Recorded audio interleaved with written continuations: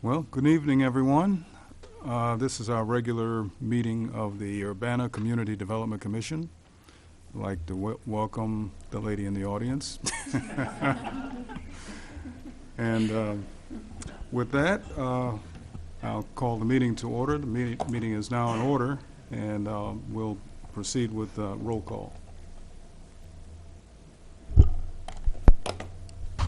Fred Cobb. Here. Janice Bankston. Here. Chris Diana. Here. George Francis. Teresa Michelson. Here. Jerry Moreland. Here. Brad Roof. Here. Ann Silvas. Here. Dennis Vidoni. Here. We do have a quorum. Thank you. Okay, next we have our minutes from the last meeting. We'll take a minute to review those. It's been quite a while ago that we had our last meeting. After that, I'll entertain motions for approval or modification.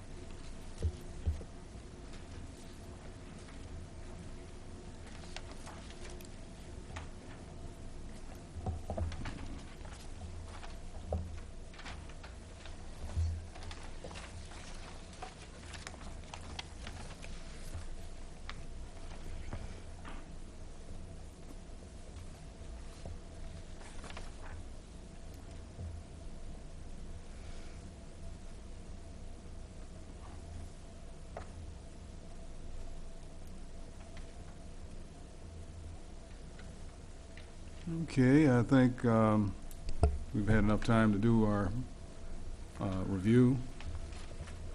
Dennis? Yeah, I have, it's been a long time, but I think what I said here in the bottom of page 3,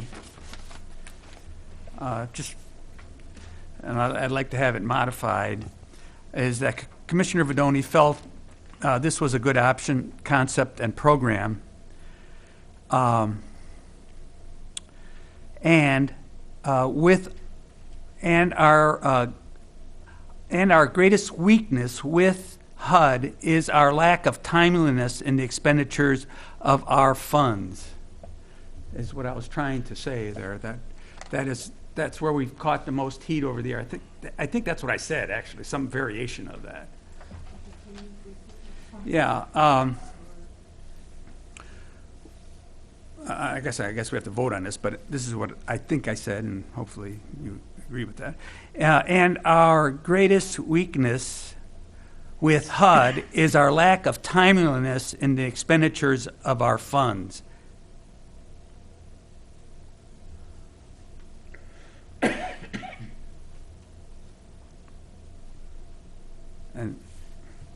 And this project was good for that.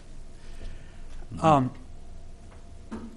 I'm not sure I want any change in this next paragraph, but I want to at least clarify for all us here what I was saying. It says, Ms. Hartford, I asked a question about the number of Urbana residents who might be using this facility. And Ms. Hartford and Ms. Gonzalez answers, and I think what I said was that this project shows the problem of proportionality, which was I'm just making an editorial comment here, and this was what the issue was. We were talking about a different issue where this proportionality has a built-in problem to it that you just can't go on a proportion of Urbana residents in a particular unit and say that's what we've got to support. Here's one where it could be high proportion or low proportion, yet we still wanted to support it. That was the basis for this comment here. um, regarding the proportions of Urbana residents in this project. So I'm not sure I want to change that, but I just wanted to make public what what it was that I was trying to say there. Maybe it wasn't clear enough. Okay, with that, I'll entertain a motion for approval. And if you'd like to approve, you can include the correction that Commissioner Vidoni just stated. Brad? I'd like to move that we approve the minutes with the correction of Commissioner Vidoni's. Is there a second? I'll second. Okay, we have a motion and a second to approve the minutes with the correction that Commissioner Vidoni made. Any further questions or corrections? If not, all in favor say aye. Aye. All opposed, no. Ayes have it, and the minutes are approved. Next, we have petitions and communications. This is a part of the meeting where those in the audience with an issue you'd like to bring to us that is not on our agenda, now is the time to come forward. If your issue is on the agenda, then you can just wait till we get to it. Okay, we have no petitions and communications, so next we have staff report. Hi, good evening. We have a copy of the staff briefing. This is pretty much the updates and activities since July 1st, since it's been a while since we've met. Starting with the Department of Housing and Urban Development, we had our supportive housing program monitored by Cynthia Lopez, HUD rep, beginning of August. And we had 45 days to respond to her letter, which we submitted, and we're waiting to hear back if we addressed her findings and concerns. So there were a couple of findings and a concern, which we worked with Center for Women in Transition to provide information and forms and submit. So we're waiting to hear back on that. And we submitted our CAPER to HUD, which has been reviewed, and we're waiting to hear back from our HUD rep, who we have a new HUD rep, Michael Askew, and he will be sending a letter to us. So we'll see if there's anything that we need to provide more information or not. So we're waiting on that letter. Also, I was permanently appointed as the manager for the Grants Management Division in August, and we received we are working with Housing Authority and the developer for Dunbar Court, and providing information that they're requesting for their low-income housing tax credit application. So one of that was a certificate of consistency, which is going to council. So that's council information. And then, as you can see, there was trainings. I went to the Midwest Community Development Institute year 2. We participated in the National Night Out. We are working with the City of Champaign and Center for Women in Transition on a grant application to IDA for permanent supportive housing. It's due in March, and we are providing consultation information. Center for Women in Transition is the applicant. So we are working with them. We're going to meet with IDA, propose a couple of projects, and see if they're feasible for IDA. And I went with courtesy of Housing Authority to Atlanta, Georgia, to review work for the developer that was chosen by Housing Authority, the Benoit Group.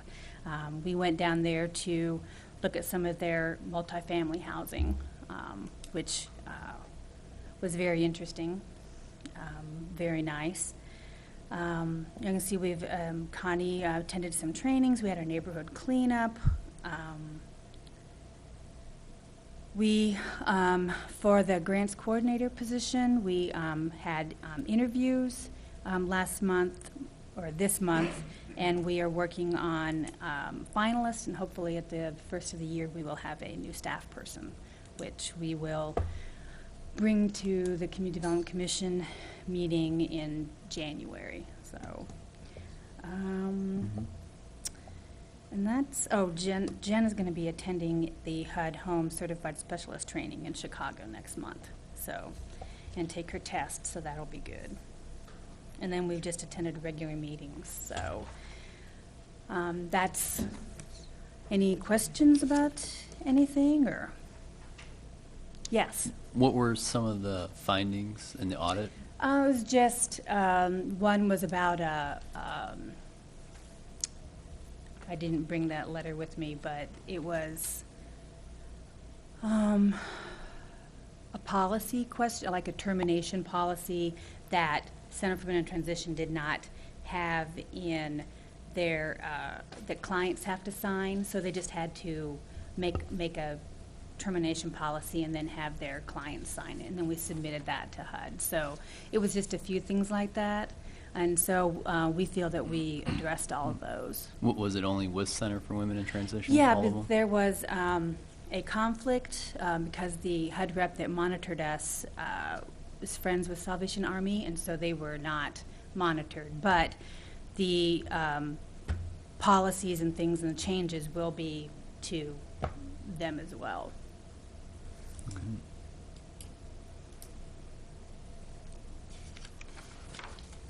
Question? Yes. On that Atlanta developer, did you notice anything different about the way they do things from the way other developers up this way operate? Well, I haven't had a whole lot of experience with developers here, but they seemed very hands-on. We went to a senior housing, and then for families, and they were like across from each other. And they did not, for one thing, they did not look like public housing or mixed housing. I mean, they looked like they would fit, anywhere. They were very nice. The vice president Torian is the one that drove us around and took us. He talked with people. They knew him by name. He knew them by name. In fact, went to one of they were having a housing meeting, and so he went and talked to them about concerns that they had and what he was going to do to address them. And so, he was very hands-on with them. The staff were very nice. Any concerns they had, they worked to address them. So. Very good. Mm-hmm. Thank you. Thanks. Okay. All right. Next on our agenda, is... Chairperson, Yes. I want to congratulate you on your new position. Thank you. I'm happy that you got on board. Thank you. I'm still in the learning process, so but thank you. Okay. Next, we have go to new business. And first, under new business is the fiscal year 2012 to 2013 annual action plan schedule. Yes, you have a copy of our annual action plan. That process is beginning again, starting with next month. We will be having applications available for our public facilities and for home funds, and with that a training, which we will have 2 trainings, and you're more than welcome to come to the training to see what we do regarding the application, and meeting with agencies that are interested in. One's at 10 to noon and the other one's 5:30 to 7:30. And then because of the holidays, we won't have a CDC meeting in December, but in January, we will have public hearings at different places in our target areas And we wanted to find out, we need to reschedule the meeting from the 24th to the 31st of January, and wanted to find out if that works with everyone's schedule to meet another week ahead or a week later. We can also, Connie can send emails to confirm, but we wanted to give you a heads up that, because what we're going to be doing at that meeting is we will have presentations will be done by the agencies that are applying for funds. They will become for presentations. And then also you can see on the next page, our draft annual action plan will be available in February and for review. And then in March, we'll have a public hearing and then take recommendations. And then it goes to council for review and will be finalized so that we can submit the annual action plan mid-May. And also on this, there's the Consolidated Social Service funding will be coming again in March with applications, and so, and then also at the March meeting, we will request the priorities for the CDBG portion of the Consolidated Social Service funding. So this is the schedule in a nutshell. Any questions about the schedule? Yeah, so it looks really good the way it is. The one question I had, though, was because on January 31st is basically when you guys will have pre-screened all the applications, and you'll kind of boil them down to present to us. And then if we generate some questions about the projects, where would there be some time for the agencies to go back and get information and then come back to the commission to maybe have like one turn or iteration where we could, ask some questions, they can come back and provide some answers before we draft the annual action plan? Well, what we could do is if you have questions, we could get the information have the agencies go back and get the information, and they could send it to us, then we could email it to everybody. Would that be, or Well, would you I- rather meet them, see them again in person to? Well, I think it'd be nice to have like one thing where we hear all the information, we get some time to digest it, maybe ask questions, and then we have like another meeting to kind of vote on the projects or make recommendations.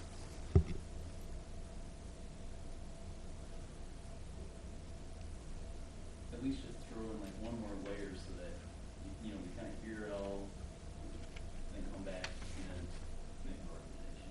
Because that would give us a chance to ask questions and get some information.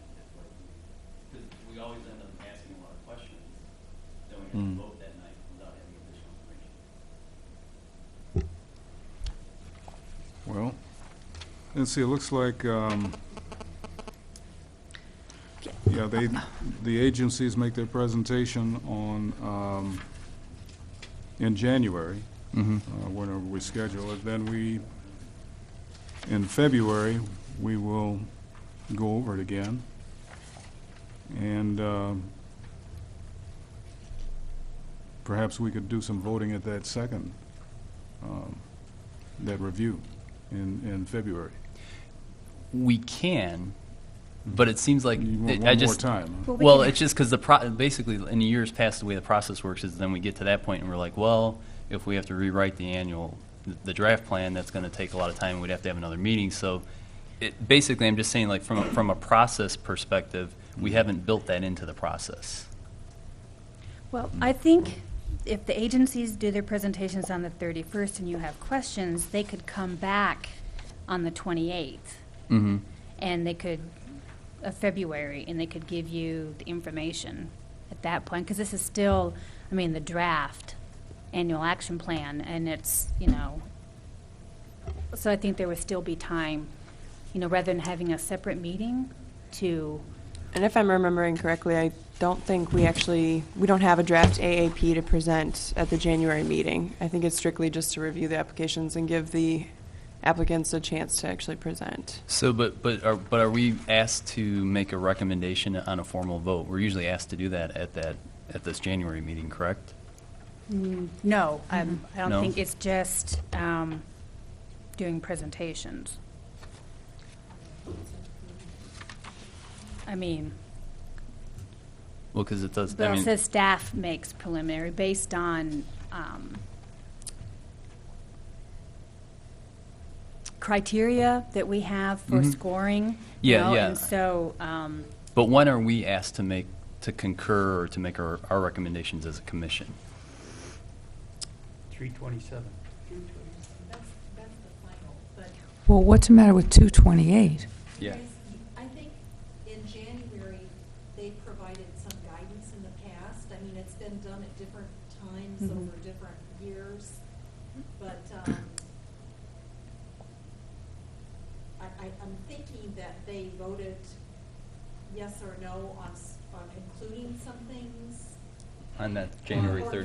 giving the nod at the January meeting, Mm-hmm. so that we could pull it together. But I mean, it was still not.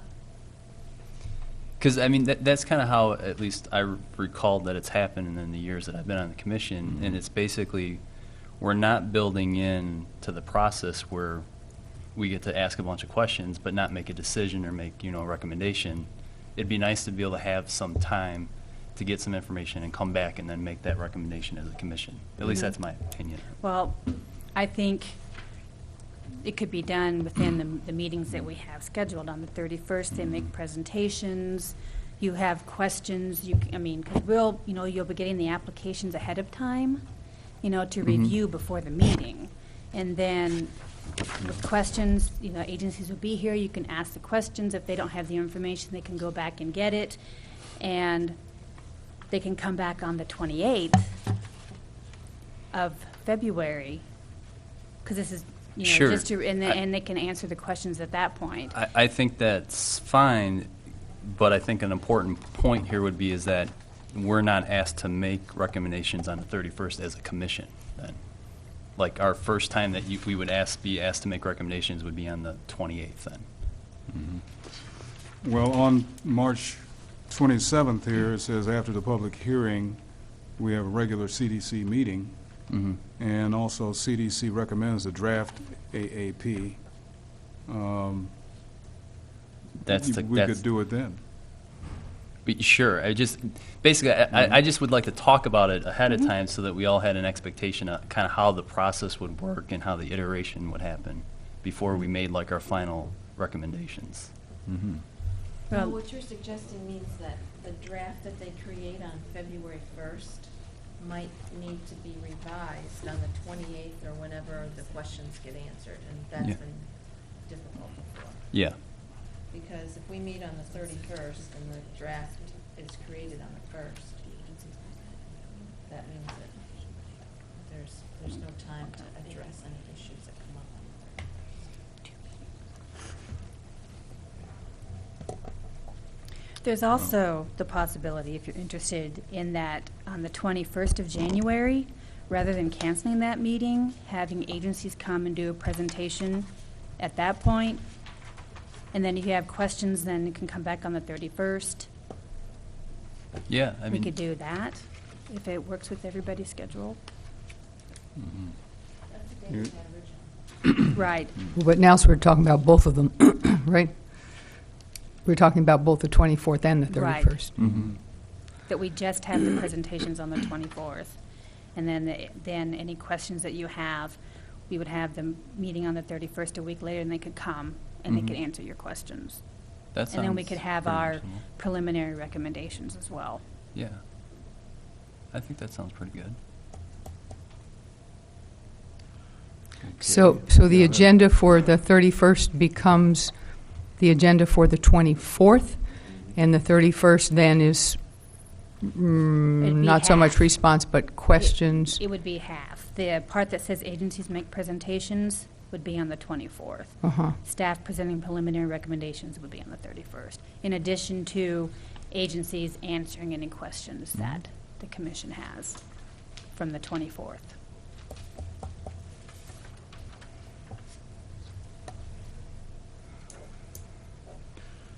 Okay, that So, sounds workable. okay. Okay, so we can do that. And we will give plenty of notice as well for that.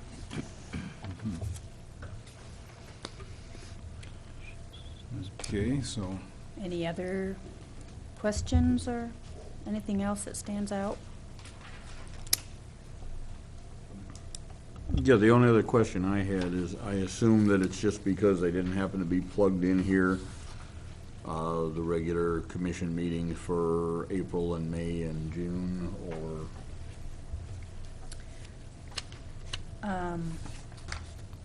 Yeah, I think this is specific to the annual This is action just plan. specific Yeah. to that, so. Yeah, there would be other Meetings. agenda items on those nights. This just happens to be for the annual action That's fine. plan itself. okay. Any other questions? Okay, if not, next on our agenda is, let's see, update on the GMD grants and programs. And first under that is the Home Investment Partnership, or the HOME program. Yep. First, I wanted to show you that Connie put together a flow charts for you. The first one is for the Home Consortium. And then the second page is the Community Development Block Grant, and then Supportive Housing Program. So that way you could have this information to refer to it. So, okay, so I'll let Jen talk about the home program first. Okay, I guess I'll kind of go with the flow. Our first one is Urbana Home Consortium Members Projects, which I'm assuming refers to some of the stuff that I monitor with the county and some of our subrecipients. The Community Elements has been spending their tenant-based rental assistance money a little slowly, so I had a meeting with their staff to kind of bring them up to speed. I think they were new to the program, and they had a specific vision that didn't necessarily work for the amount of grant funding that they received. They wanted to dedicate their funds specifically to I guess, single individuals or 1- and 2-person families. A lot of that was because of the extra caseload and managing all that supportive care. And so now they're looking into taking on larger families so that they could actually expend their funds at a rate that's acceptable to complete the program in a timely manner, which, Dennis, you already mentioned that. We need to keep up with our timeliness. So other than that, the county is moving along with their whole house rehab program, which is good. They'd sort of lagged in that program as well. They've always had a hard time kind of in the past few years finding home buyers who are willing to take on the program, because the way it was structured, you had to guarantee that you were going to live in the house for 15 years, and that wasn't a good selling point. So I believe they've kind of changed the structure of their program. I haven't gotten an updated manual or anything from Scott Rose. Actually, I'm not sure. Sean Treat's no longer with RPC. It's now Scott Rose who's taken over that program sort of unofficially. He's his main duty now. Are we all familiar with Scott Rose? Mm-mm. Okay. Well, these are staff of Champaign County Regional Planning Commission. So Scott Rose traditionally has taken care of the whole house component of the home program, and then Sean Treat came in when they got a weatherization grant, which was a huge task to take on. And now Sean he's not with RPC anymore, and Scott's kind of in charge of everything. So he's got his hands full, but I spoke with him this week, and he's turning in a few project sheets for upcoming projects. So they're moving forward, which is good. Other than that, I think most of the stuff that I've been kind of focused on is with our CHODOS, and I'll sort of, if I may, Fred, move things around on the agenda. Sheila Dodd is here with she was formerly with the City of Champaign. She was my counterpart over there, and now she has taken a position with Habitat for Humanity. She's their executive director. So I will kind of jump into what we've been talking about and where their program is headed. Let her talk too. If you want to come up, Sheila, that would be great. And then I'll kind of jump into the whole conflict of interest thing. We had to kind of make sure we had all of our T's crossed and our I's dotted before we moved forward. So if you'll recall, we actually signed agreements and everything with Beverly Huffman before she announced her resignation. She took a job with the International Habitat for Humanity organization, and she's working down in Georgia now. So they currently are under contract for to build 4 homes, single-family homes. We gave them a $35,000 subsidy. You approved a $35,000 subsidy per house, and then we also approved $27,000 and some change for their organization. And so the organization was kind of finally getting a foothold, and then Beverly left. So now Sheila's here to pick up the pieces. So I'll let her introduce herself and kind of talk about the vision that they have. My name is Sheila Dodd. As Jen said, I was with the City of Champaign for 20 years and worked in the affordable housing programs, and had this opportunity to apply at Habitat. I've volunteered with them for 6 years, and it's a way for me to continue my passion for affordable housing programs.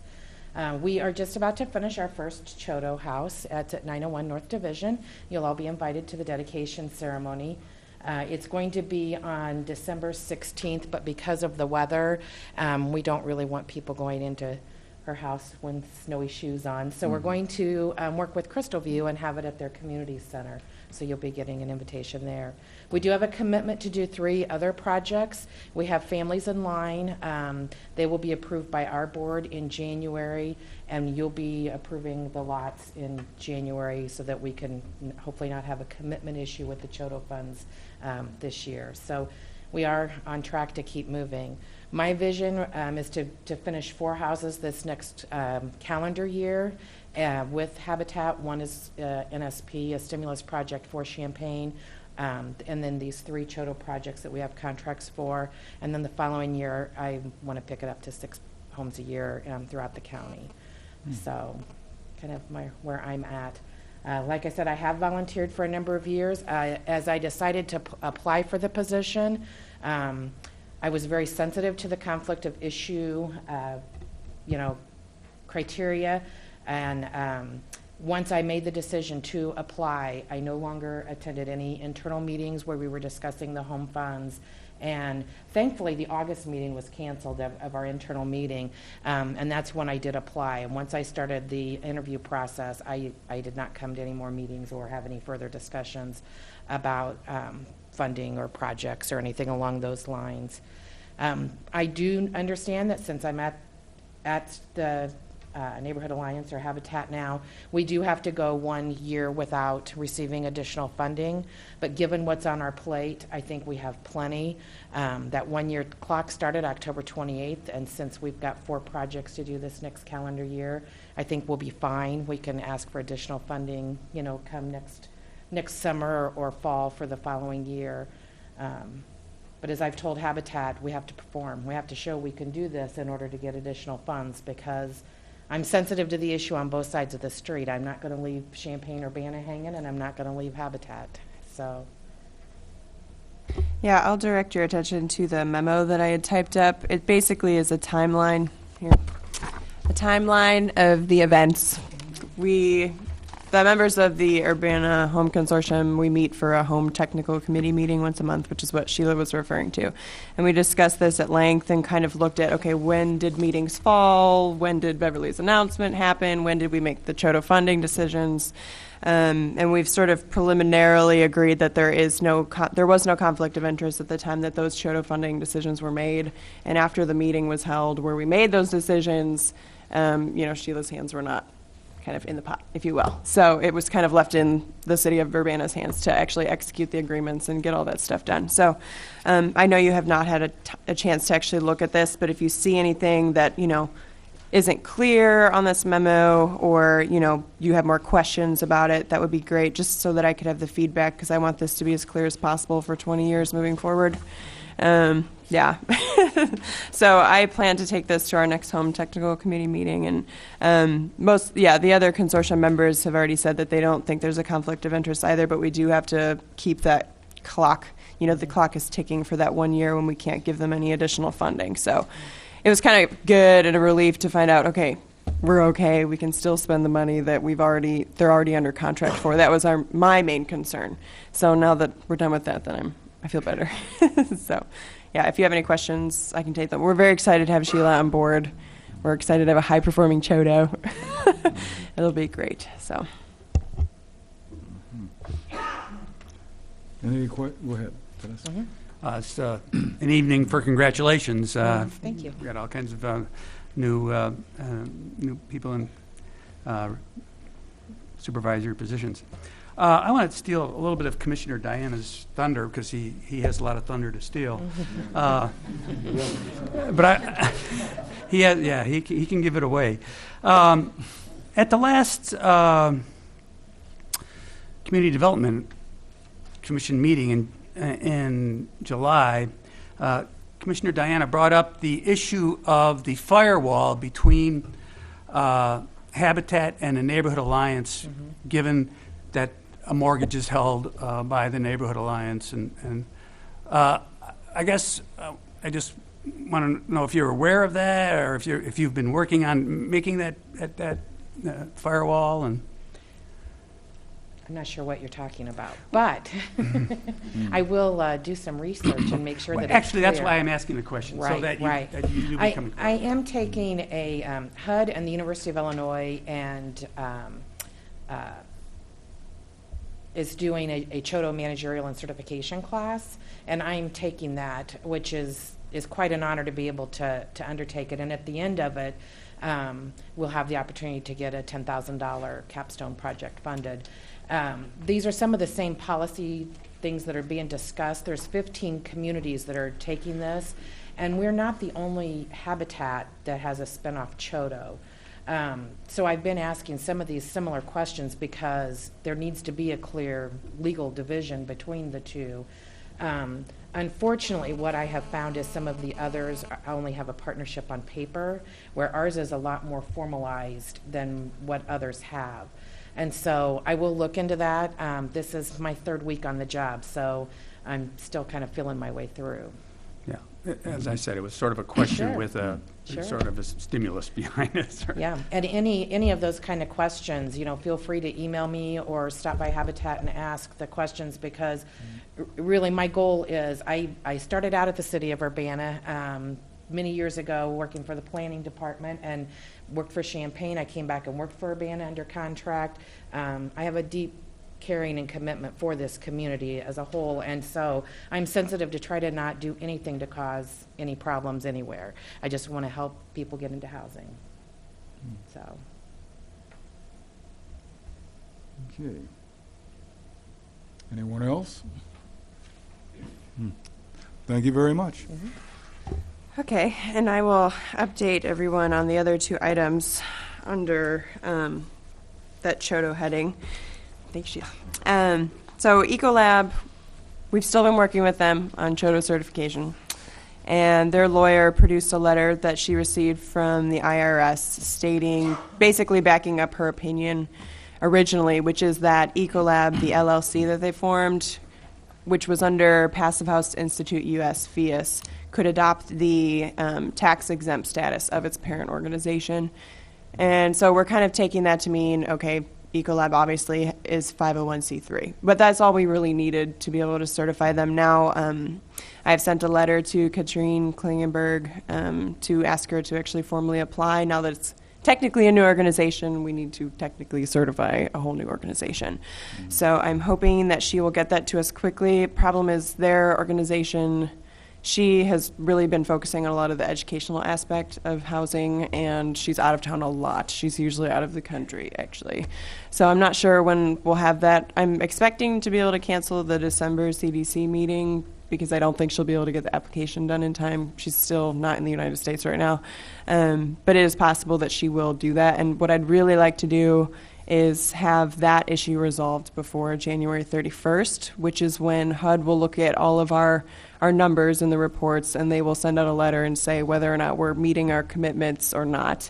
So it seems really early, seeing as we have all the way till August of next year to meet that it's the 2 years to commit deadline, but they like to harp on you really soon and really quick. So either I'm hoping, by January at the latest, we'll have to have the issue resolved. So either we'll have a special meeting in January, that would be 3 CDC meetings, I don't know. So I'm hoping she gets it in December.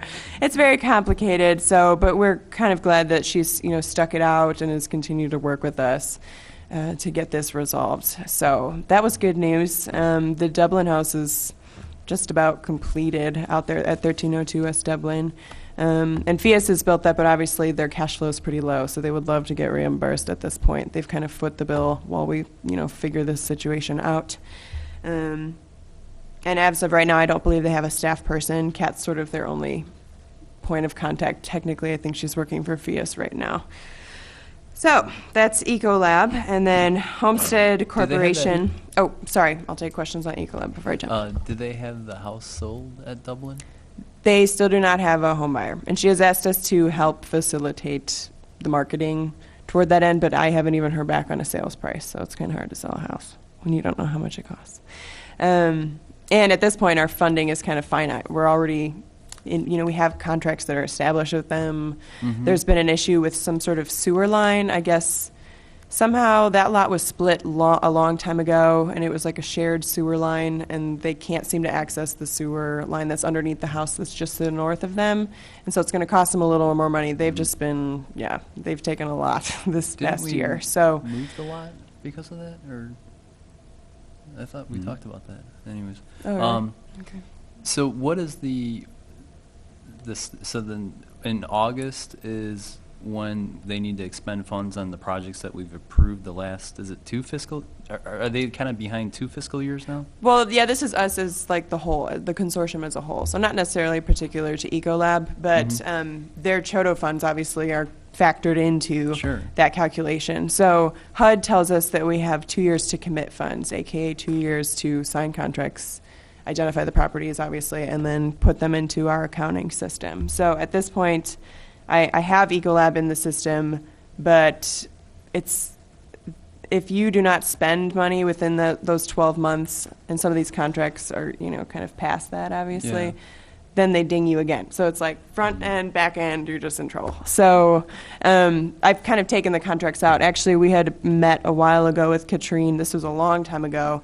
And then she sort of switched gears on us, but she had agreed that they probably couldn't take on the $90,000 duplex contract that they were under, just because she knew they didn't have the staff time or any of that or even financially to take that on. And so that's sort of up for grabs, but that's possibly still on the table. We might have to enter into a new agreement. I'm not sure if she would even still want to do a duplex. That contract was signed in 2009, so it's really stale. So either that will be put into the funding pool that we, put out there for all Chodo organizations and just throw that extra $90,000 and see who wants to take it, who can take it on, or we might work with Ecolab to come up with another project if they can get out from under, 1302 Dublin, assuming they can find a home buyer. Yeah, so that's kind of my question as far as where the decision points lie in terms of, like you say, okay, this contract's not going to be executed, so let's take that pool of money, throw it back in for the application process. Like, when do we have to make that choice, or what's your feeling on Yesterday. Really. We're kind of stuck, rock in a hard place here. And part of the problem is we have this 1-year clock with Habitat, or Neighborhood Alliance, and so we can't give them any money. And then Homestead has a lot on their plate right now. He's currently constructing 1109 North Gregory. His home buyer fell through for the lot next door, which is 1107. I know. I'm with you, Dennis. And he has a third house that he's under contract for. If you'll remember, we amended that earlier this year, so they're building 3 houses instead of 5. So we've already reduced the workload. And on top of that, they took on the 510 East Beardsley project, which is sort of a sponsored project with CWIT. That's what went to council, that must have been in July. So he has a lot on his plate. I can't imagine, him taking on anything else. So unless, all of our Chodos are kind of have to work together or something. I don't know. I don't know what we're going to do. But in terms of the last deadline, January 31st is the deadline we have before HUD starts knocking on our door and saying, hey, you haven't committed enough money, that you're required to for August. And then August, I guess, would be that last true deadline, if that makes sense. Yeah, so basically what you're saying is that even if we said, nah, let's just throw it back in for, the funding pool. Who's going to take it? They might take it, but they're not going to be able to, start spending money in 12 months, I don't think, unless there's a miracle. I don't know. And then, so we can't, So, and then we got a year before these guys can get back in the mix. Which actually, I mean, if nobody can take the money, or if nobody can guarantee us that they're, going to break ground in 12 months, then we might still have that money hanging out there. And then come October 28th, I'm going to be knocking on Sheila's door and saying, are you willing to apply? Yeah. So, and obviously, I think we'd probably have something geared up before that so that we would know what to do, so that we can, hit the ground running, I suppose. Yeah, But that's tough. it is tough. Welcome to my job. One quick question there, just for clarification. I got lost on that second lap around the 501(c)(3)s. I understand them operating under the parent structure, but as a separate LLC, aren't they required to have a separate 501(c)(3)? This is where it got sticky, because they are not a separate LLC technically. They are, for taxing purposes, they are a disregarded entity. So it's like they don't exist. They're basically on FIAS's form almost as a project for taxing purposes. So whether or not this is going to be a true problem, it'll kind of rear its head when they turn in the application, because if they aren't able to come up with a lot of the other documentation underneath Ecolab LLC, I can't approve them. If all of their documentation says FIAS on it, then we're not actually certifying the LLC, we're certifying the parent organization. Right. Which is, yeah. Which would be the problem. I mean, Yes. I've never heard of a 501(c) being certified for a Sure. non-existent type of entity that's strictly created for tax purposes, which is contrary to what a 501(c) is about. So Yeah. that sounds kind of sticky, yeah. I think that we're going to request that they do an audit as well. Yeah, there's other requirements on the CHOTO certification application. So they have to turn in an audit showing that they maintain the standards of financial accountability and management systems. I don't know, all this other stuff. So if they're able to produce that, and they're able to show that they have some sort of staff capacity, if Kat's willing to be the executive director again, then we could probably certify them. As long as it's on paper, then it's fine by me. I don't have a problem with it, because they'll have a separate board. They'll have all those other things in place. It's just a matter of, for taxing purposes, they're really not separate. And I think this is popular, especially amongst the private sector, but not so much for public sector. Their lawyer seems to think it happens all the time, but I just don't know. So we've run the There's lots of gamut lawyers, yeah. on this. Yeah, we've really run the gamut on this, and it's been a really long, difficult process. And every time we thought we reached a conclusion, they would turn around and go the other way. So will this still be subject down the road to the results of all of those audits, where there's the potential for it to unwind? Because those audits usually don't move very fast. That's true. And that kind of depends on where they were at over the past year. The organization's been around actually for more than a Right. year now. And I'm not sure if an auditor would look at an LLC as a separate entity and, actually audit it. So I haven't heard back from Kat on whether they've done an audit already or how long it would take to produce an audit. I'm not even sure. Right. Yeah, so at this point, we want to maintain that house at Dublin as affordable. So if we end up having to reach into other pots of money, that would be extremely unfortunate, but we might just our hands are kind of tied. We don't want to just let the project fail. They'll never be able to sell the house at market price. I mean, it's new construction. So, yeah, I'm not sure. I'm hoping that they will be able to have all their papers in order, and we'll be able to come up with a solution, but we've really been banging our heads against the wall on this one. So, Sounds like. yeah. Thank you. Jen, so who is the executive director of Ecolab now? It was Kat, then it wasn't. Now sounds like you said she might act as? Technically, she is the executive director, I think. I mean, the organization isn't doing anything, so she's really working for FIAS. It's almost like she's got two hats, if that makes sense. Right, but I thought when she came to talk to us, well, there was an assistant, but then I thought something was changing with the executive directorship, but maybe you would know way more. No. I wish I would know more. I'm not sure. It seems to change all the time. So based on the application they turn in, hopefully I'll be able to answer that question better, but they haven't turned anything in yet. So, yeah, one of the requirements of a CHOTO is that they have some sort of staff capacity. They have to show that they're actually able to do the legwork that's required with these sorts of projects. But I think it's been sort of a shortfall of the organization because they've had a lot of staff turnover, and that's caused a lot of problems. So I would obviously strongly encourage the organization to have like a staff person dedicated to that. But her staff capacity is already stretched really thin for FIAS. She's traveling constantly, so something would have to change significantly. But at this point, we haven't been able to pay out any operating funds to them. So it's hard to tell somebody, hey, you need a staff person, but we're not giving you money to pay them. That's really hard too. Oh, so all the, like that 25,000 or the 26,000, I can't remember when it was, those couple of years, that's all just sitting somewhere? No, actually, they have expended all of their operating funds through, they actually spent a portion of the 2010 money, about $3,000 worth. So I believe they were under contract for 22.5, and they've spent 3, so there's around 19. That's still out there, and we haven't paid that out until this gets resolved. It wouldn't be wise to, distribute those funds. And that's from 2010, right? Mm-hmm, that And was then- from 10 and 11. On our flow chart, that says unobligated. We're holding aside some additional operating funds, right, for them? Yeah, From and I need to 2011, make 12. sure that I have this in the accounting system correctly, but essentially we gave, here, where's my flow chart? Here we go.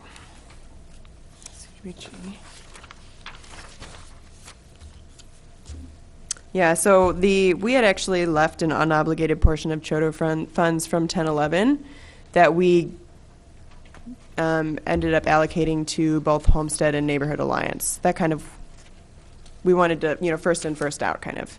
And so for this coming year, we left that 11,000 or so change still hanging out there. For Ecolab, right? Yeah, in case they kind of got back up to speed. Yep. So, but it's sort of chicken or the egg. You need to So- show that you have staff capacity before we give you money.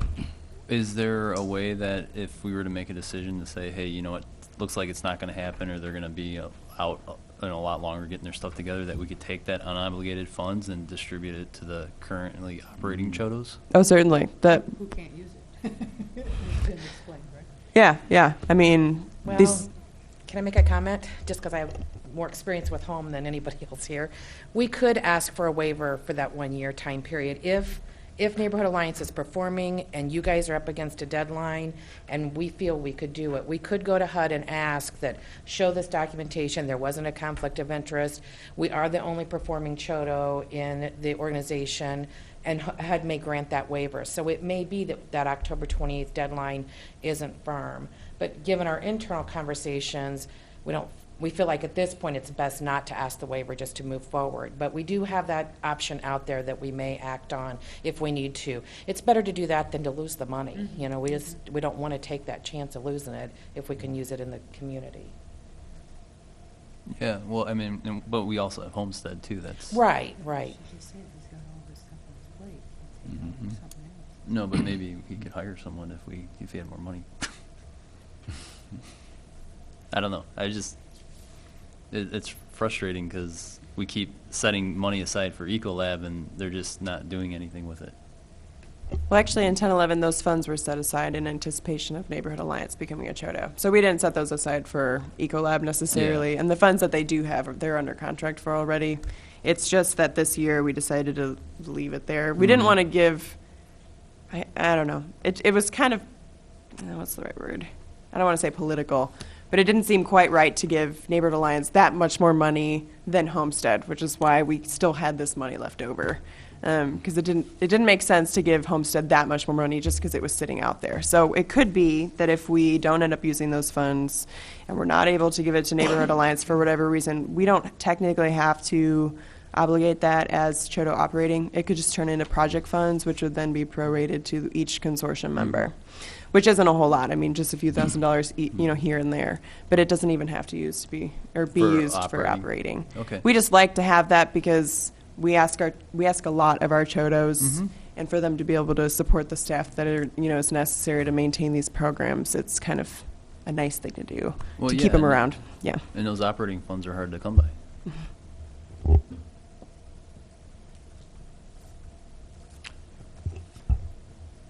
Okay. Well, Any other questions then?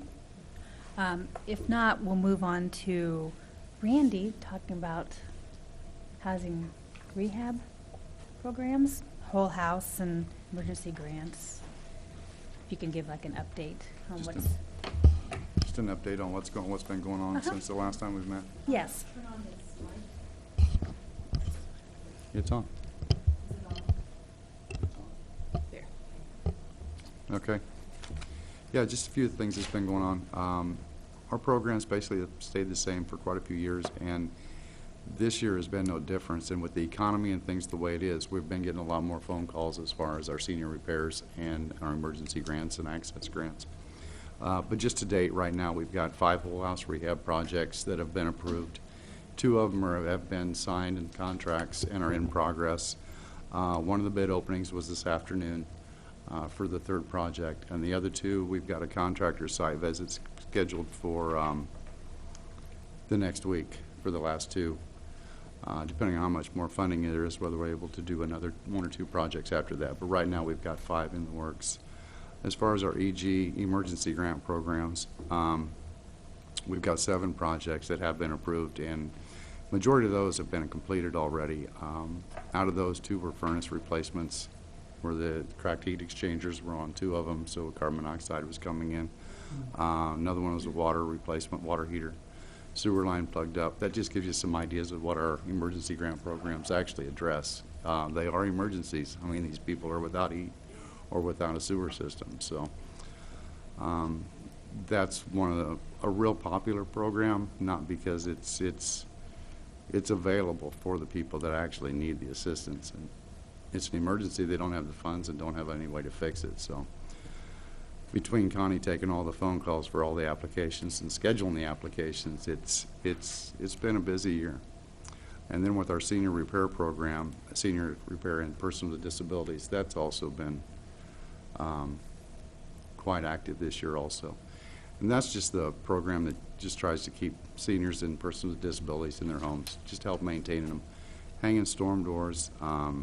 We've done some faucet repair, some gas line repairs, again on a furnace. Those projects right now, we've had 11 of those that we've taken applications for, have been approved.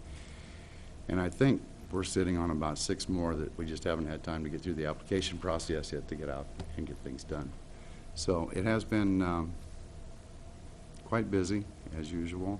And again, I think the economy's had a lot to do with this on a lot of the different things. We've had a lot of applications, a lot of phone calls from people not even in the neighborhood or in the target areas, just looking for assistance.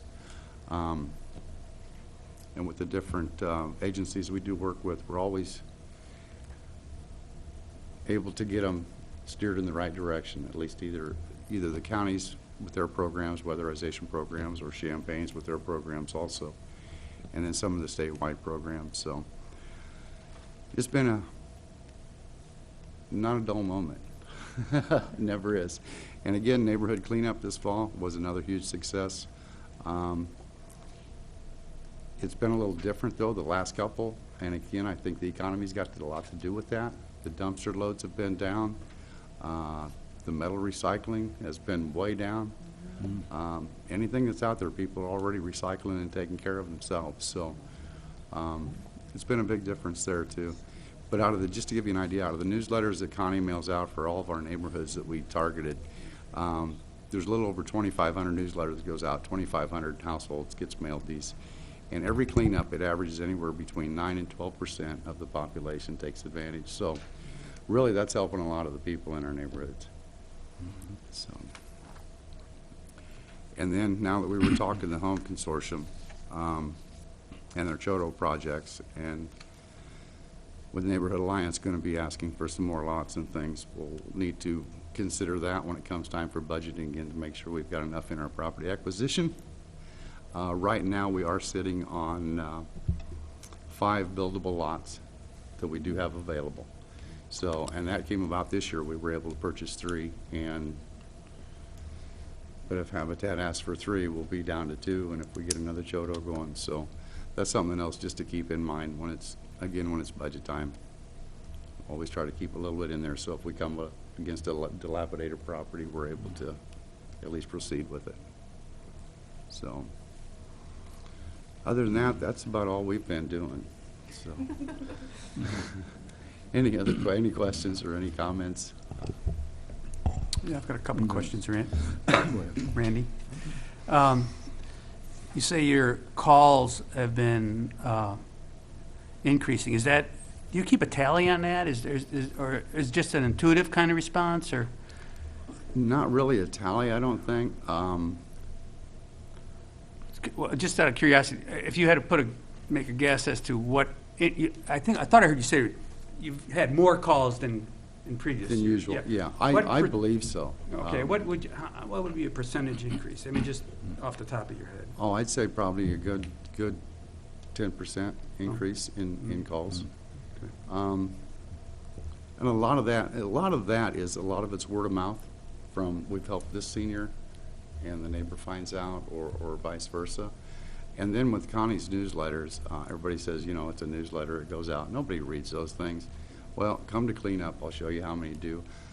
Sit in Connie's chair for 2 days after that newsletter hits, and we can let you know how many people actually read it, right? So that newsletter does make a big difference. Generates a lot of. And it's just in our targeted neighborhoods.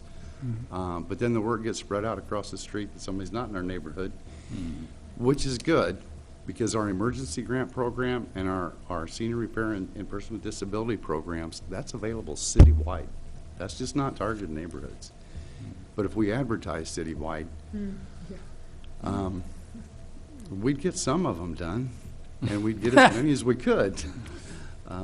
It's not that we wouldn't find the time to do it. We would definitely get it done. But just to see the newsletters going out with this many households and how busy we are. But we do get to different areas of town, and since we've opened up Census Tract 56 a couple of years ago, when we opened it up and put it in our neighborhood, just a portion of it, it's really increased out there too. The word of mouth has got out, the newsletters got out, and we've got a lot more applications, a lot more interest from that neighborhood. And we've been able to make a difference in that neighborhood also. So. Sounds like you've had a pretty, or at least somewhat successful year in terms of lot acquisition or land acquisition. Do you know how much money is left in the reserve? You would ask me that, Dennis, and I just looked at that yesterday when I was going through it, and I can't remember. If you just email it, it'd be fine. Sure. Yeah, that I can do. that. I mean, I know we've got enough in there for what we normally average on a few lots for probably 2 to 3. But like these, all of a sudden these came up, and we that's got, good. It's a good thing. It's great. And with luck, we're going to need them in the future. Thanks. Okay, thank you. Anyone else? Yeah. So I guess just my last question on the home program. So we've talked a lot about kind of maybe moving some of the support from people, getting their own, affordable home ownership to affordable rental, or maybe somehow being able to take advantage of some of the still existing housing stock that, we have excess inventory of housing stock in these areas. Is there any, what's your thoughts on that, or is in terms of how we could move some of the support towards more of a rental-based assistance as opposed to ownership? I tried to sell that to Sheila at She Shop, so I think it's just it's a different type of program that people have not really done. Technically, Chodos can rehab rental units. They just haven't really wanted to. They want to stick to what they're already doing. That's not it doesn't necessarily even fit in with Neighborhood Alliance's vision with what they've done. So we've done the rental rehab project out at Aspen Court, which has actually gone pretty smoothly. They have a very good staff person out there who is always on top of her paperwork. She's great. I've really enjoyed working with her, and that's added 11 units of affordable housing to the community. It's difficult, though, because the philosophy of that sort of development, there's a fine line. I'm actually working on writing a program manual for a rental rehab program, which that's not necessarily, if a Chodo wants to do it, they could, but more than likely it would come out of our own entitlement funds, which is what we used for the Aspen Court project. So there's a city staff that helps get that program, to oversee that program? Yeah, we want to make it a program. Basically, as soon as you start doing more than one of these projects, it becomes a program. It's not a project anymore if you're doing it regularly and systematically. And if you'll remember from our last application round, we had the application for 1507 East Washington, one of the Gabe's Place properties. They had applied for money, and they've still been checking in with us to see if that'll possibly be moved forward. From the random sampling that our inspectors did, they didn't actually find any code violations. Granted, they didn't look at a whole building, but they didn't find any code violations. So it's like, well, why, should we really put federal funds into a unit that isn't that bad? And I don't know what the other units look like. We just did a very small sampling of them. And then from a philosophical standpoint, it's a matter of, okay, who do you really want to help more? With the tenant-based rental assistance programs, all the funding that you are giving is basically being realized by the tenants because it's a direct subsidy to their monthly rent, versus with rental rehab, you're bringing the unit up to code, you're updating, some of the amenities in the apartment, et cetera, but what's being realized by the tenant isn't even coming close to the kind of money that would be realized if it was a tenant-based rental assistance program. So I did a few little calculations. If we rehabbed, say 10 units, the rent limits that HUD imposes on landlords, it includes a utility allowance. So you have to subtract from the rent that you charge them the amount that they would normally pay in water, the amount that they would normally pay in electricity, et cetera. So you get down to a rent, I believe for Aspen Court, it was for four people living in a unit, it's a rent of like $537 a month. But the average rent for Aspen Court is around $550, or at least that's what it is for 1507 East Washington. So it's like, big whoop, they're realizing $13 a month, and so you're putting a lot of money into these units, and the tenants themselves aren't realizing that, that financial gain. So philosophically, I've been struggling with it. But at the same time, if you do have units that are really in poor shape and even getting people to, check out your units is a problem, then that's something you would really want to consider. Okay, how do we improve this neighborhood from a community development standpoint? Or if you have a problem property and the landlord skipped town or something, which seems to happen around here, or if it's gone through foreclosure and nobody wants to take ownership of it. Those are sort of different mechanisms where rental rehabilitation might be more appropriate. So you can please, I'd love discussion on this because we've been talking about it for a long time, and I'm still trying. I've barely started writing a policy manual on this because it's how do you go about even writing a policy that makes sure that those units that really need the help get the funds versus, okay, how are we really helping the low income the way that they need to be helped? So I didn't realize that. So the rental rehab, there isn't any other mandate for the owner except to subtract the price of these utilities from the regular rent, even though the owner has gotten a bunch of money to rehab. Yeah, it's not subtracting it from their normal rent. It's a matter of HUD will publish the high and low rent limits. And for our community, sometimes it just ends up being the same. So I believe for 2011, the rent limit is $713. That's what they consider to be affordable for our community.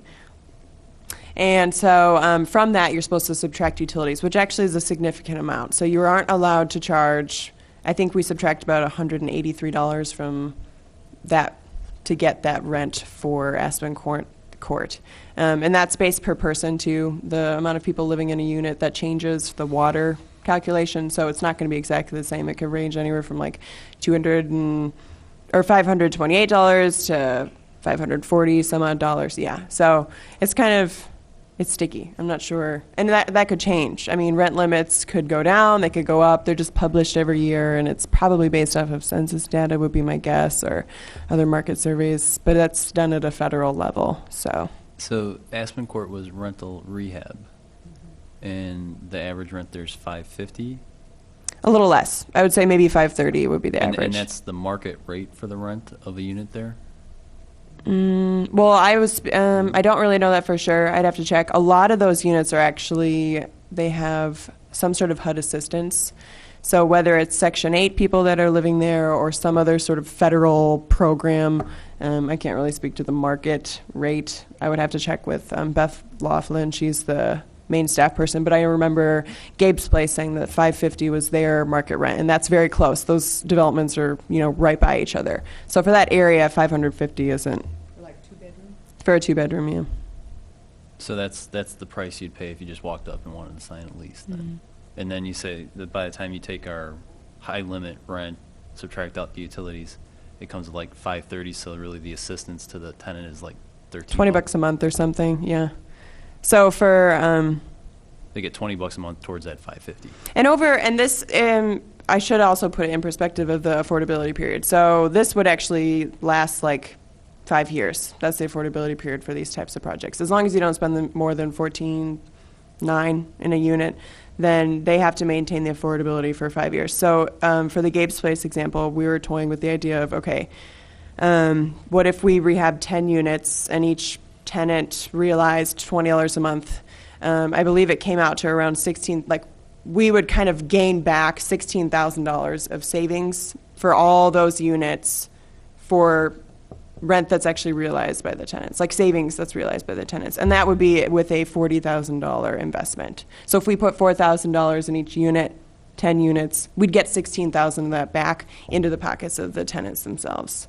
Does that make sense? So it's not like $20 a month. That sounds really small, but when you project it over the 5 years, it is more than that. It's just a matter of, weighing what's really needed. With the Aspen Court units, they were in awful shape. People ripped out the furnaces. I don't know what happened in there, but they were a mess. I went in them myself. So it's been really great to kind of see how they've been bringing them back up to code and just improving all the amenities in them, new refrigerators so things are more energy efficient, that sort of thing. Now, is there any, because I'm sure that was a problem property, is there any evidence to show that the number of visits from the police department is down now that we've made this investment?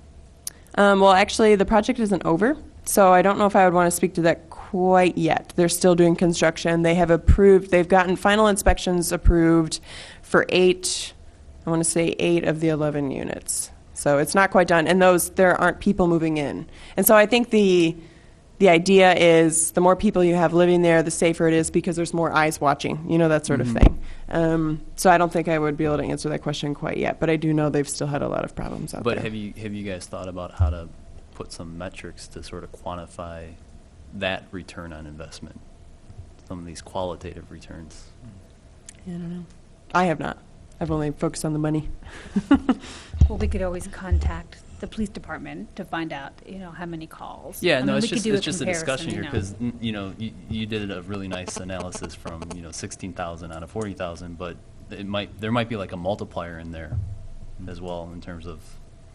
With the location of Aspen Court and the size of the other units in that neighborhood, I think it would be very hard to quantify something like that. Not just Aspen Court, because you've also got Gabe Place, Seagull. That whole neighborhood is encompassed by a lot of large apartment complexes. That's true. Aspen Court alone is 146 units, so it is a relatively small percentage that we've put money into. But it's something to think about because if we could somehow come up with some ways to measure this, then it becomes easier to justify such things in the future.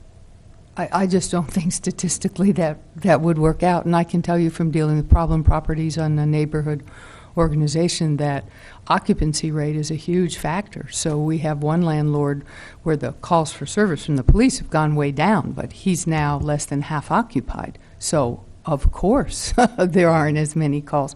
There's just way too many factors. I mean, it's not a situation where you could have, a set and a control group. I just absolutely don't see how rehabbing 11 units in a 152-unit apartment, you could even begin to say the drops in calls for service are due to the rehab. I just don't. I mean, I think there may be other places where they could use metrics, but as a not super scientific person, that seems absolutely not possible given those what you have to work with as numbers. And I would say that that's actually not one of the objectives of the home program either. It's to promote suitable living environments, promote affordability, and spur economic opportunity. So crime prevention doesn't actually fall under our jurisdiction.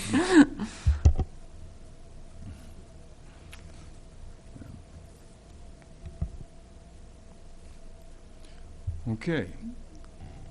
Shall we move on? Sure. Okay. I was going to bring up about consolidated social service funding. As far as this year, there was actually an increase from Cunningham Township, so there was actually more money that was available overall.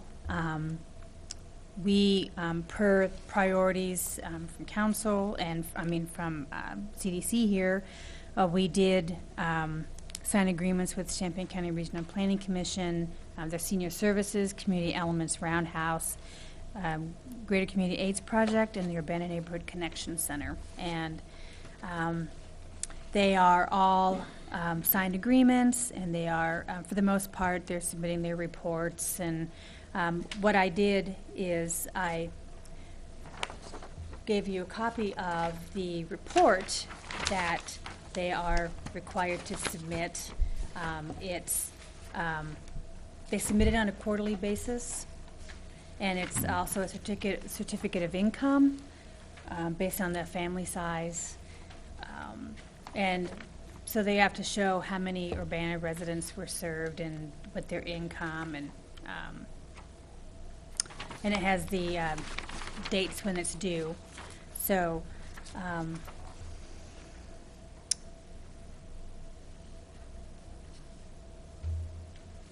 so that's as far as our consolidated social service funding. And like I said, the process is coming again this spring. Regarding the transitional housing program, I was going to do an update. Last April, we had 3 openings. We had 3 families that received Section 8 vouchers and other housing, and so they were able to move on. And so when how that works when we have openings, I have a list of agencies that I send notices to and letting them know that we have the applications that are available. We put them on the city website and have them for about a 3-week period. So we received 28 applications for 3 openings, and we had 18 interviews. Some of the ones that we didn't interview, we were unable to get a hold of. The phone number was disconnected or out of order, or they missed their appointment and we weren't able to get a hold of them to reschedule. So out of the 18, then we chose 3 families, and they moved in over the summer. And then we had an opening this past October with one of the families. They had met all their goals and were able to move on to permanent housing. They were able to afford that. So what we did is, rather than open up applications again, I went through the applications from last spring and chose a family. And part of now that the families that we have now, part of that is they're supposed to work on goals. So one family just received notice that they have a Section 8 voucher. They had applied to Springfield Housing Authority some years ago, and now there's openings, and so they'll be able to get a Section 8 voucher, which we consider permanent housing. So they will be probably out of the program in the next couple of months or so, and so then we will have another opening, which we will probably open up and take applications again. And then we have at least 2 families who are or will be attending school at Parkland. So they are definitely working on their goals. So any questions? Okay, I'm going to ask, it's a pretty basic question. Are these houses that we have that Yes. that we maintain? I'm sorry. Yes, I should have, we have, it's part of our City of Urbana transitional housing program for homeless families with children. We have 3 houses they're single family, 2 or 3 bedroom unit houses that are scattered throughout the city. And then we lease 2 units from Carl. So we have a total of 5 units for this program. And it's for homeless families with children, so it has to be at least one adult over 18 and have one child under the age of 18. And they have to fit the criteria for HUD as far as homelessness. So we get referrals from the shelters for families, and it's a 2-year program. And the goal is that by the end of 2 years, they will be self-sufficient and can move on to permanent housing. So, and that could be through working to pay off debt so that they can then afford a housing more permanent, or going back to school, getting more education so that they can get a better job. Whatever the goals that they set is what we, and if they need referrals, and we do that as well.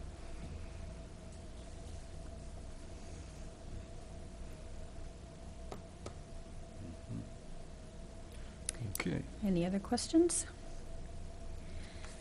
And then lastly, regarding the, for under CDBG, the public facilities,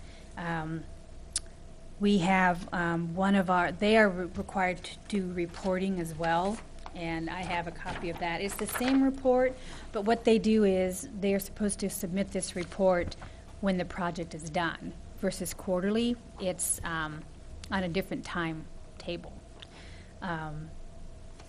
But it's basically the same information, number of Urbana residents served, race, ethnicity, income level. And so far, this is the bricks and mortar. We've had Community Elements has actually completed their project and is in the process of closing it out. So that's good. It's their Carroll Avenue. And then,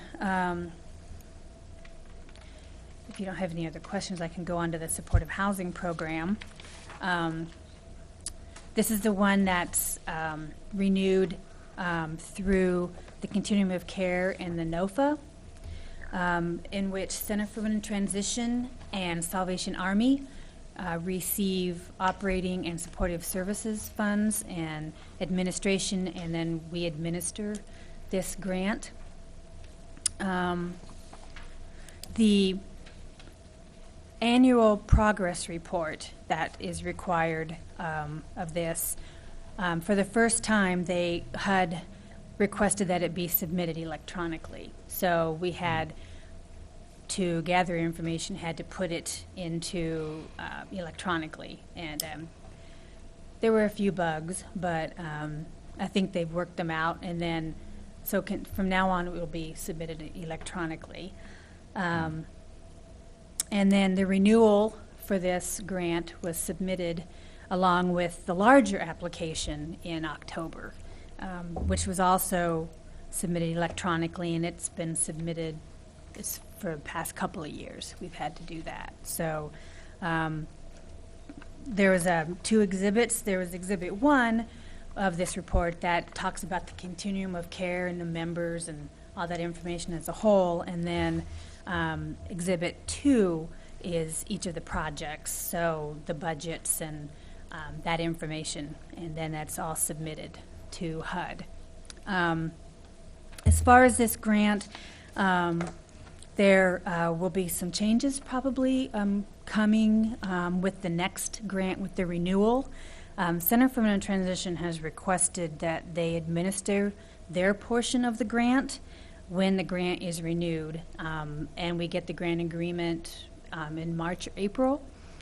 But Salvation Army has requested that we continue to administer, so the grant will be basically split out, and the portion that goes to CWIT, we will be requesting HUD that they will be able to administer their own, and we will continue to administer Salvation Army.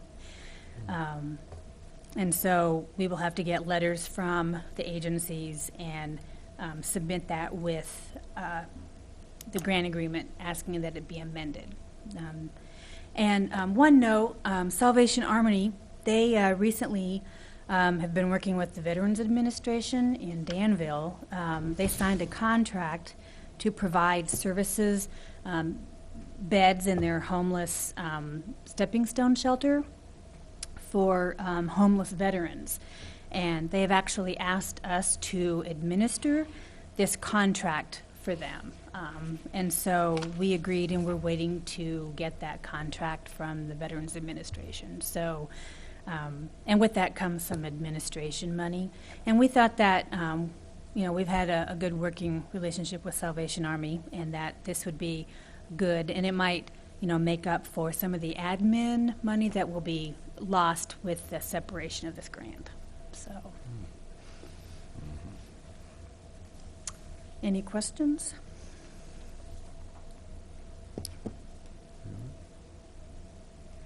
I was going to say, are you losing more than you're gaining in terms of administrative funds with CWIT, just doing their own thing, or is it just sort of a wash? Well, we will lose some, but we'll actually gain more when we do this contract with Salvation Army and the Veterans Administration. That will make up and actually be more than what we're losing, so it'll work out. Right. Because yes, you 'cause there'll won't be only doing the CWIT. Right, because there'll only be one agency to get information from versus two agencies, and monitoring will be less. So, and it makes sense. Center for Women in Transition has a lot of different grants, and they have several grants with HUD, and so they thought it would be easier for them if they were able to combine all of their HUD grants into one, and so. So that's what we're going to do. I was wondering about these reports that are submitted. Are all of these reports, or any of these reports, available for public viewing? Are they for public viewing? Yeah. I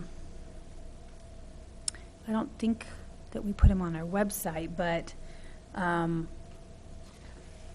wouldn't think there'd be a problem with public viewing. I guess I'd have to look at that and see. Is there any of the reports that you would like to see, or? I don't have a particular one in mind right now, but when you're at home thinking, sometimes you get to wondering about things, and you might want to check something. So. Yeah. Well, I think the NOFA applications that are submitted to HUD electronically, they might be on their website, that information.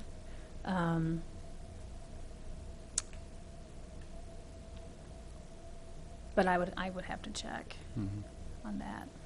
Okay. Any other questions? We have a little pamphlet here. Is this something new? Home improvement programs? That's Randy's. Oh, it's new publication?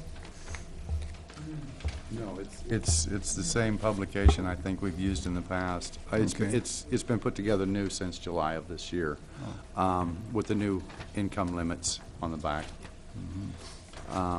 which gives the chart of family size, household income to apply for the programs or to participate. And the Get the Lead Out program, that is one thing I did not mention. It is closed as of right now. We applied again with the state for their Phase 5. And the state was not funded this year through HUD, through more cutbacks. Again, the state didn't get any funding, so right now we do not have any GLOW funds available. But if there is an emergency, again, our emergency grant program would take care of something like this, and the health department also has emergency funds available for a child that is diagnosed with lead poisoning, whether it's in owner-occupied house or a rental.